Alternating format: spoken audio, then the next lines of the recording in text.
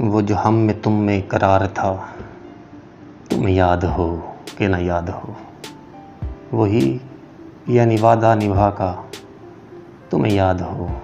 کہ نہ یاد ہو، وہ جو لطف مجھ پہ تھے بیشتر، وہ کرم کہ تھا میرے حال پر، مجھے سب ہے یاد ذرا ذرا، تمہیں یاد ہو کہ نہ یاد ہو، وہ نئے گلے وہ شکایتیں، وہ مزے مزے کی حکایتیں، ہر ایک بات پہ روٹھنا،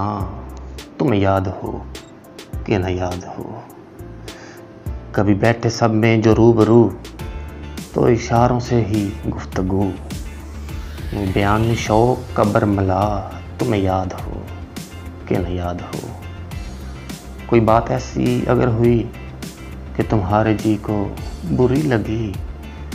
تو بیان سے پہلے ہی بھولنا، تمہیں یاد ہو کہ نہ یاد ہو، سنو ذکر ہے کئی سال کا